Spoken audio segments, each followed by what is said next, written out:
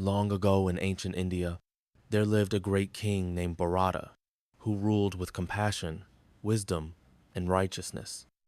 Under his reign, the kingdom flourished with peace, prosperity, and reverence for the spiritual path. After many successful years on the throne, King Bharata realized that no matter how glorious worldly life may seem, it is ultimately fleeting. He decided to renounce his kingdom, pass the crown to his son, and retire to the forest in search of liberation, moksha.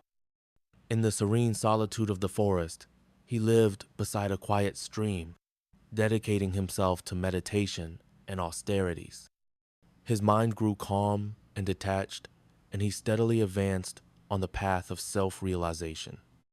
One day, while meditating by the river, he witnessed a pregnant deer drinking water.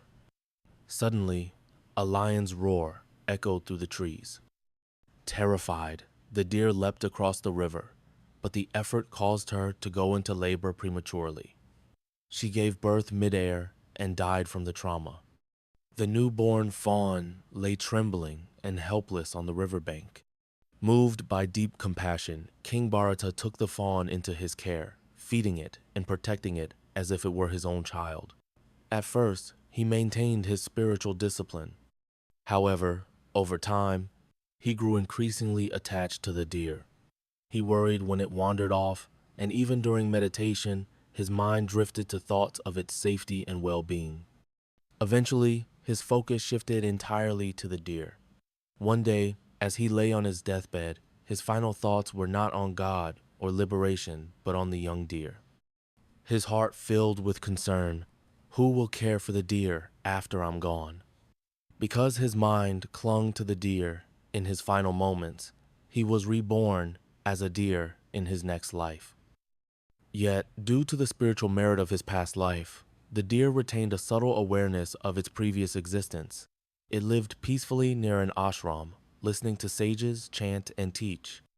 After that lifetime, he was reborn as a human again, named Jada Bharata, a spiritually awakened soul. He lived in silence and humility, free from worldly attachments, and ultimately attained final liberation.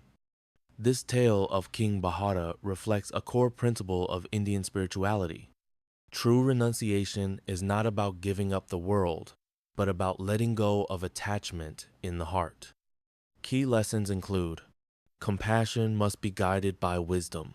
Bharata's kindness toward the deer was noble, but his emotional attachment became an obstacle on his path to liberation. The final thought at the moment of death, called Antim Smriti or Siddha at death, determines the next birth. Even a saintly life can lead to lower rebirths if the mind is attached at the final breath. Liberation requires inner detachment, not just outer renunciation. Bharata gave up his kingdom, but not his inner clinging to affection and worry. Every life is an opportunity. Even though Bharata was reborn as a deer, his latent wisdom helped guide him back to the path of truth. With sincere effort and grace, he attained freedom in a later birth.